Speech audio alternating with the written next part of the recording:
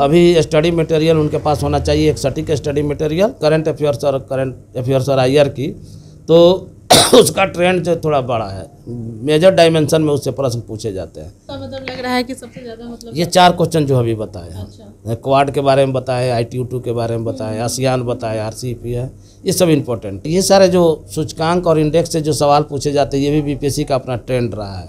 64वीं में भी एक क्वेश्चन आया, 65वीं में भी एक क्वेश्चन उससे पूछा गया था सूचकांक से। करंट अफेयर्स के लिए सबसे जो सलाह मेरी होगी जो विद्यार्थियों के लिए कि राज्यसभा टीवी को देखें, पेपर को पढ़ें, प्रीवियस ईयर जो क्वेश्चन का जो मार्केट में जो बुक आता है उसको लेके बार बार उसको बनाना है। आजकल जो क्वेश्चन का ट्रेंड है, 2 क्वेश्चन स्टैटिक्स पूछा जाता है और 2 क्वेश्चन जो होता है वो करंट अफेयर से जुड़ा रहता है। आजकल एक ट्रेंड चला हुआ है, 66वीं से ही नया ट्रेंड आया है, बिहार के आर्थिक सर्वे से प्रश्न पूछा जा रहा है। हम बच्चों से कहना चाहेंगे कि डेली 30 से 35 पेज लिखें।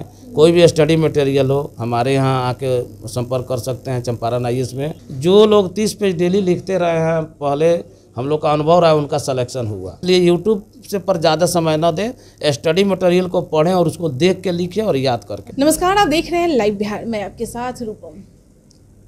67वीं BPSC PT का एग्ज़ाम हुआ और अब जिन्हें भी लग रहा है कि मेरा PT निकल जाएगा, वह मेंस की तैयारी में जुट चुके हैं और वो दिन रात मेहनत कर रहे हैं और लगातार वो पढ़ाई कर रहे हैं।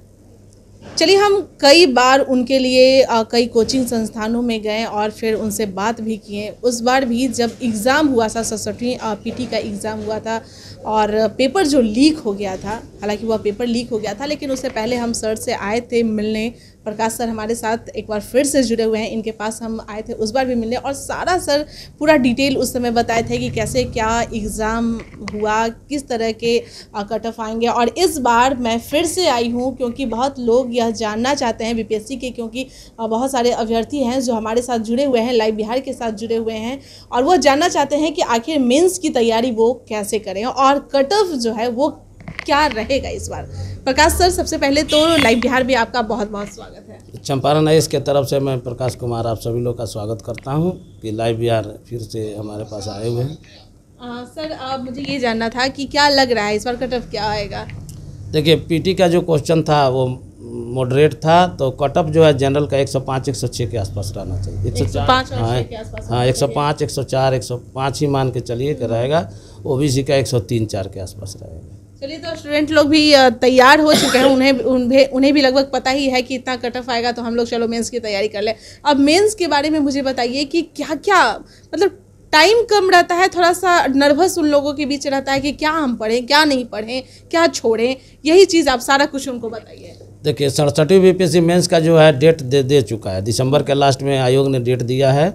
तो समय का अभाव है, तो इसमें रणनीति होगी कि स्टडी मटेरियल से ही पढ़ना चाहिए। जैसे चंपारण IAS का स्टडी मटेरियल है, GS का है, ऑप्शनल का है, किसी की भी इंस्टीट्यूट का स्टडी मटेरियल विद्यार्थी ले सकते हैं या मार्केट में कुछ बुक वगैरह है। अभी उनके पास समय नहीं है कि अभी बना के या लिख के उसको वो रेडी करके तो फिर उसको याद करें। अभी स्टडी मटेरियल उनके पास होना चाहिए, एक सटीक स्टडी मटेरियल। जैसे चंपारण IAS का GS का 10 बुकलेट है, LSW का है, ज्योग्राफी का है हमारे पास, हिस्ट्री का है, सभी सेक्शन का हमारे पास स्टडी मटेरियल है। तो डेली 30 पेज 25 पेज लिखना भी होगा। स्टडी मटेरियल से आप देख के लिख सकते हैं। देखिए, GS का जो है, GS 600 का होता है, GS फर्स्ट 300 का होता है, जिसका 3 सेक्शन होगा। तीनों सेक्शन के बारे में हम डिटेल बता देते हैं। पहला सेक्शन जो होता है आर्ट एंड कल्चर का होता है, जिसमें काफ़ी इंपॉर्टेंट प्रश्न जो इस बार के लिए जो हैं, पाल कला है, मौर्य कला है, 1857 का विद्रोह है, कुंवर सिंह की भूमिका है, सविनय अवज्ञा आंदोलन है, भारत छोड़ो आंदोलन में आज़ाद दस्ता की भूमिका है।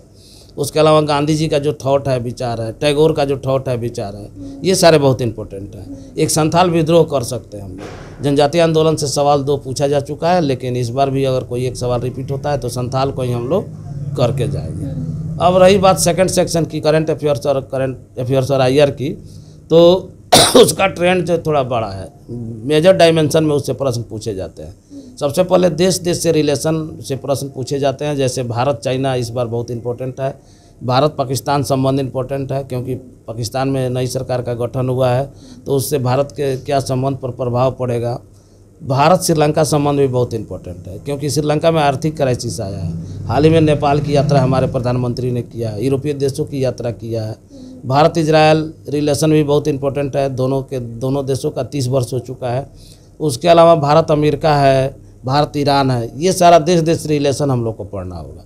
इसके अलावा संगठन से भी हम लोग को प्रश्न पूछा जाता है, जैसे ब्रिक्स पूछा गया 66वीं बीपीएससी में। अब जो इम्पोर्टेंट संगठन में बचा है, आसियान है, क्वाड है, ITU2 है, RCEP है, ये सारा संगठन हम लोग को देख लेना। कौन सा मतलब लग रहा है कि सबसे ज़्यादा मतलब ये 4 क्वेश्चन जो अभी बताए हैं, अच्छा। क्वाड के बारे में बताए, ITU2 के बारे में बताए, आसियान बताए, RCEP है, ये सब इम्पोर्टेंट है। इसके अलावा सूचकांक से भी प्रश्न पूछा जाएगा। हंगर इंडेक्स है, ध्वनि प्रदूषण सूचकांक है, विश्व प्रेस स्वतंत्रता सूचकांक है, पर्यावरण सूचकांक है। ये सारे जो सूचकांक और इंडेक्स से जो सवाल पूछे जाते हैं, ये भी बीपीएससी का अपना ट्रेंड रहा है। 64वीं में भी एक क्वेश्चन आया, 65वीं में भी एक क्वेश्चन उससे पूछा गया था सूचकांक से, 66वीं में नहीं आया, तो इस बार आने की संभावना अधिक है। इसके अलावा नेशनल इशू से भी प्रश्न आपको पूछा जाएगा। नेशनल इशू में अभी जो राजद्रोह का जो मामला था, जिसको सुप्रीम कोर्ट ने निलंबित कर दिया है, तो इस तरह के प्रश्न भी पूछे जाते हैं। करंट अफेयर्स के लिए सबसे जो सलाह मेरी होगी जो विद्यार्थियों के लिए कि राज्यसभा टीवी को देखें, पेपर को पढ़ें। कोई भी पेपर, जनसत्ता है, हिंदुस्तान है, दैनिक जागरण है, इंग्लिश मीडियम वाला द हिंदू पढ़ सकते हैं। तो पेपर पर वर्क करना है, राज्यसभा टीवी है, BBC न्यूज़ है, ये सारा काम करना है। और उसके बाद आता है तीसरा सेक्शन सांख्यिकी। सांख्यिकी में 2 प्रश्न जो है वो फुल मार्क्स आ सकते हैं। उसके लिए आपको लाइन रेखा ग्राफ पर वर्क करना होगा। उसके अलावा पाई चार्ट है, उस पर वर्क करना होगा। इसके लिए कुछ नहीं करना है, प्रीवियस नंबर भी नहीं कटता। प्रीवियस ईयर जो क्वेश्चन का जो मार्केट में जो बुक आता है, उसको लेके बार बार उसको बनाना है। बस उसमें सावधानी यही बरतना है कि उसका आंसर गलत नहीं होना चाहिए। कुछ बुक में जो मार्केट में आए हुए हैं उसमें कुछ आंसर गलत आंसर गलत दिया हुआ है, तो उसको वो अपने से मेहनत करके या किसी गाइडलाइन में किसी टीचर से वो उसको कर सकते हैं। अब आते हैं हम लोग GS सेकंड में। GS सेकंड का भी 3 सेक्शन होता है। पहला सेक्शन हमारा पॉलिटी का होता है। उसमें आजकल जो क्वेश्चन का ट्रेंड है, 2 क्वेश्चन स्टैटिक्स पूछा जाता है और 2 क्वेश्चन जो होता है वो करंट अफेयर से जुड़ा रहता है। अब स्टैटिक क्वेश्चन में मौलिक अधिकार है, नीति निर्देशक तत्व है, प्रस्तावना है, राज्यपाल है, मुख्यमंत्री है, ये केंद्र संबंध है, पंचायती राज व्यवस्था है, निर्वाचन आयोग है, ये सब प्रश्न बहुत इंपॉर्टेंट है, इस पर वर्क कर लेना होगा। अब उसका सेकंड सेक्शन होता है जो भूगोल और इकोनॉमिक्स का सेक्शन है, उसमें कृषि काफ़ी इंपॉर्टेंट है। कृषि का जो ट्रेंड है, कृषि की जो समस्या है, कृषि के सुधार के लिए जो योजनाएं चलाई जा रही हैं, ये सब इंपॉर्टेंट है। उसके अलावा गरीबी है, बेरोजगारी है, सामाजिक सुरक्षा है, जनसंख्या है, उद्योग है। उद्योग से भी प्रश्न बीपीएससी में पूछे जा रहे हैं। आजकल एक ट्रेंड चला हुआ है, 66वीं से ही नया ट्रेंड आया है, बिहार के आर्थिक सर्वे से प्रश्न पूछा जा रहा है। तो आर्थिक सर्वे कर लेना बहुत ही ज़रूरी है। इस बार भी 7 नीचे पार्ट 2 पूछा गया है, 7 नीचे पार्ट 2 को फिर से कर लेना ज़रूरी है। तो सेकंड सेक्शन का जो भूगोल और इकोनॉमिक्स GS सेकंड सेक्शन है, ये इससे हो जाएगा। अब बचा third section science and tech का। साइंस एंड टेक में सबसे इम्पोर्टेंट इस बार जो चैप्टर रहेगा ऊर्जा रहेगा। नवीकरणीय ऊर्जा हो, परमाणु ऊर्जा हो, कोई भी ऊर्जा से रिलेटेड कोई भी टॉपिक आपसे पूछा जा सकता है। उसके अलावा सूचना संचार से प्रश्न आपको पूछा जाएगा। डिजिटल इंडिया है, ई प्रशासन है, कंप्यूटर का योगदान है, इंटरनेट का योगदान है, ये सारा चीज़ आपसे पूछा जा सकता है। इसके अलावा पर्यावरण से रिलेटेड चैप्टर जो है वो आपको पूछा जाएगा। पर्यावरण संरक्षण के लिए अंतर्राष्ट्रीय प्रयास क्या क्या हुए हैं, भारत का क्या क्या उसमें योगदान रहा है, ये सब पूछा जाएगा। ग्लोबल वार्मिंग से प्रश्न पूछा जा सकता है। इसके अलावा रक्षा तकनीक से प्रश्न आपको पूछा जाएगा, जैव तकनीक से प्रश्न पूछा जाएगा। कुल मिला के साइंस टेक में 5-6 टॉपिक ऐसे हैं जिसको आप कर लेते हैं तो निश्चित रूप से GS सेकंड भी आपका बढ़िया हो जाएगा। और भी कुछ है सर? और है यही कि हम बच्चों से कहना चाहेंगे कि डेली 30 से 35 पेज लिखें। कोई भी स्टडी मटेरियल हो हमारे यहाँ आके संपर्क कर सकते हैं चंपारण IAS में, या मार्केट से कोई भी स्टडी मटेरियल या कोई नोट्स वगैरह या कोई किताब है तो उसको देख के लिखें, लेकिन लिखें। जो लोग 30 पेज डेली लिखते रहे हैं, पहले हम लोग का अनुभव रहा है, उनका सिलेक्शन हुआ। एक सवाल और है, अभी भी लोग थोड़ा सा डाइवर्ट हो जाते हैं, यूट्यूब वगैरह देखने लगते हैं। इसमें भी देखिए, इस एग्ज़ाम का नाम है लिखित परीक्षा, 67वीं बीपीएससी मुख्य लिखित परीक्षा। तो लिखित परीक्षा का अर्थ है कि लिखना होगा, देखना नहीं होगा। यूट्यूब नहीं, तो उससे कुछ जानकारी हो जाएगा, आप लिख नहीं पाइएगा। 3 घंटा में 36 पेज आपको देता है बीपीएससी, 32 पेज लिखना होगा, एक क्वेश्चन 4 पेज में। तो जानकारी होना एक अलग टेक्निक है। हमने देखा है कि बहुत जानकार लोग हैं, लिख नहीं पाते हैं, उनका सिलेक्शन नहीं हुआ। और जो बच्चे लिख पाते हैं, एवरेज लिख दिए, जानकारी एवरेज है, तो उनका सिलेक्शन हुआ। इसलिए यूट्यूब से पर ज़्यादा समय न दें, स्टडी मटेरियल को पढ़ें और उसको देख के लिखें और याद करके लिखें। हाँ, लिखने में क्या काम करें। एक लास्ट सवाल है मेरा आपसे कि कोई एक क्वेश्चन मुझे बताइए, और जैसे आपका लिखा हुआ होगा, एक कोई क्वेश्चन मुझे बताइए और उसमें मुझे ये बताइए कि बच्चों को इसमें से किस तरह से शुरुआत करना चाहिए और अंत कैसे करना चाहिए। थोड़ा सा मुझे ये बताइए सर आप, और कैसे कौन कौन से टॉपिक को ध्यान में रखते। सवाल हम आपको बता देते हैं। देखिए, राष्ट्रवाद का जो विकास हुआ, ये थोड़ा सा कि देखें, लोग भी देखें। देखिए, ये क्वेश्चन जो पूछा हुआ है 64वीं बीपीएससी में पूछा गया था, इस बार काफ़ी इंपॉर्टेंट है। राष्ट्रवाद की संकल्पना या अर्थ। सबसे पहले राष्ट्रवाद का एक अर्थ छोटा सा हम लोग लिखेंगे। देखिए, यहाँ पर अर्थ लिखे हुए हैं यहाँ तक।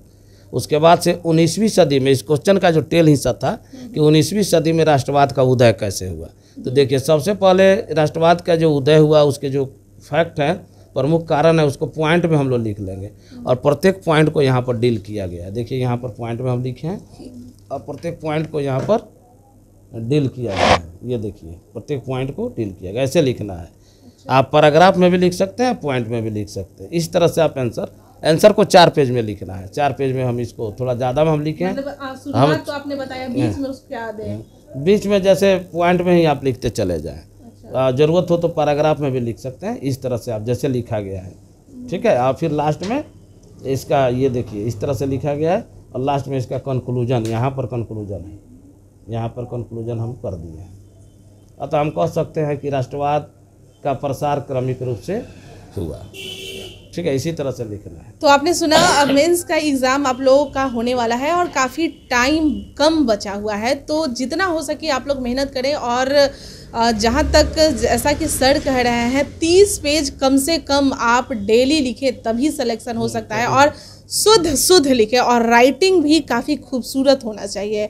ऐसा ही नहीं कि बस घसीट के किसी भी तरह से 30 पेज पूरा देना है, ऐसा नहीं होता है, क्योंकि कंपटीशन काफ़ी टफ हो चुका है। और आपको पता ही है कि भीड़ कितनी लगी हुई है पीछे से, कब आपको कोई धक्का देकर आगे निकल जाएगा पता ही नहीं चलेगा। इसलिए जो रेस है, उस रेस में आप भागते चाहिए और किसी से कम मत रहिए, आप पीछे मत रह जाइए। चलिए, और भी अगर आपके कुछ सवाल हैं तो हमें कमेंट्स बॉक्स में कमेंट्स कीजिए।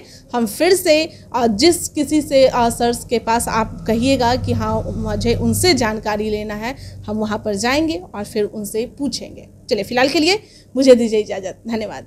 लाइव बिहार यूट्यूब पर सब्सक्राइब और फेसबुक पर लाइक ज़रूर करें।